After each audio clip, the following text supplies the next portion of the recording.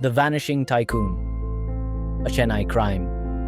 Chennai, a city of heritage and modern ambition, holds many secrets in its bustling streets. In 2019, the sudden disappearance of a wealthy industrialist sent shockwaves through the city. What started as a missing person case soon unraveled into a sinister web of deceit, revenge, and cold-blooded murder. Chapter 1. The disappearance. On a humid July evening, 50-year-old Ashok Nambiar, the owner of a thriving textile business, left his office in T. Nagar. He was scheduled to meet his family for dinner but never arrived. His phone was switched off, and his driver, who usually picked him up, was instructed to take the night off. His wife, Priya, initially thought he was caught up in a business emergency. But as hours turned into days, panic set in.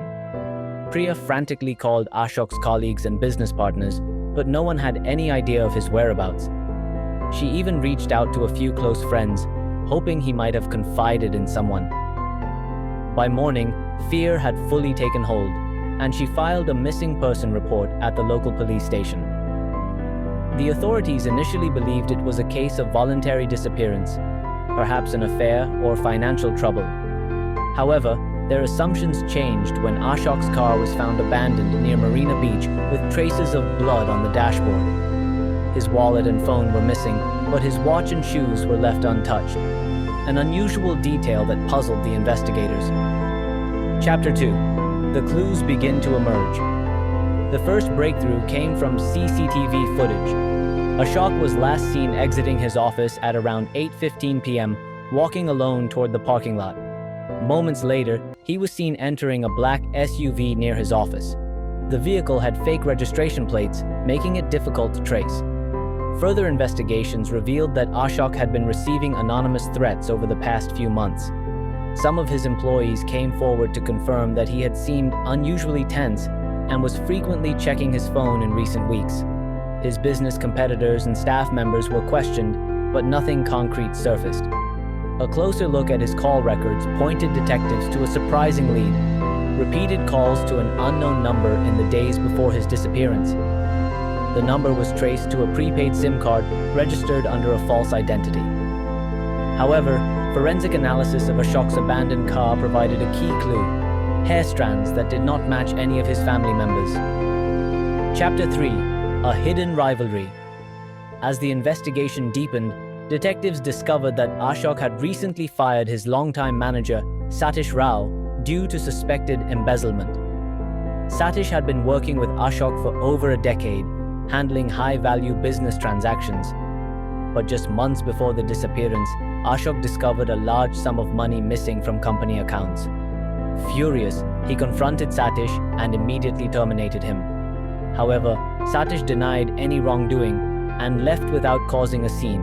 Or so it seemed. One of Ashok's colleagues later mentioned to the police that Satish had not taken the dismissal lightly. He was deeply resentful and had even been heard making veiled threats about getting back at his former employer. However, no direct link to the crime had been established until one informant came forward with chilling details. The informant, a tea shop owner near Marina Beach, reported seeing Satish in the area on the night of Ashok's disappearance. He also mentioned seeing a black SUV parked nearby for several hours.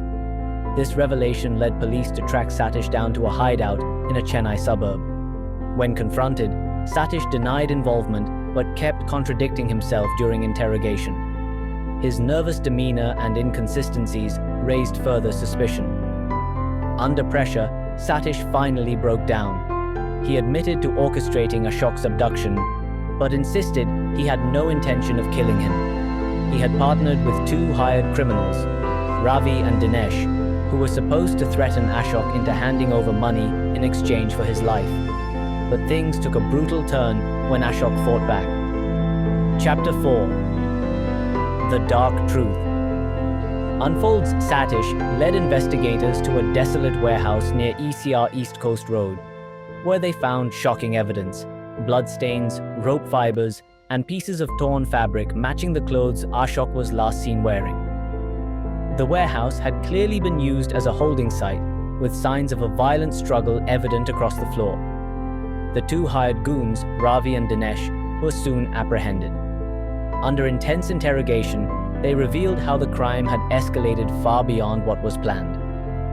According to their confession, Ashok was taken to the warehouse and restrained. The plan was to force him to transfer a large sum of money before releasing him.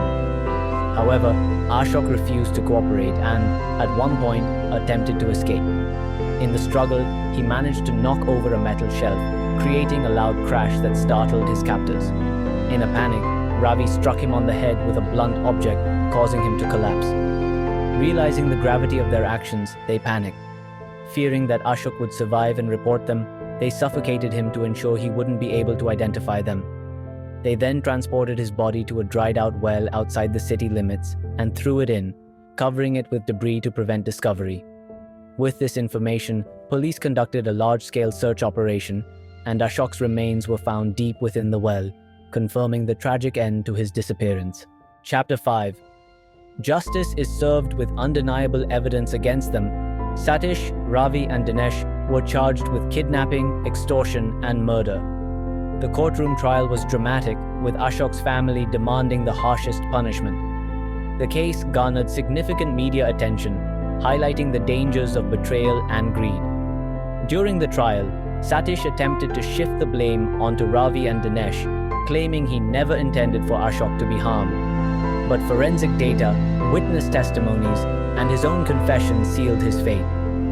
In the end, Satish and his accomplices were sentenced to life imprisonment. As Chennai came to terms with the gruesome crime, the case left behind a chilling lesson.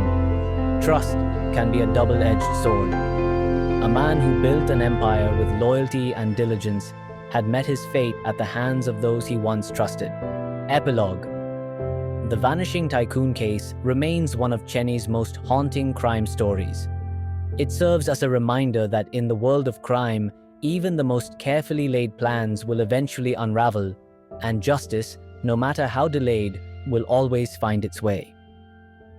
Even in a city that never stops moving, some shadows refuse to be ignored.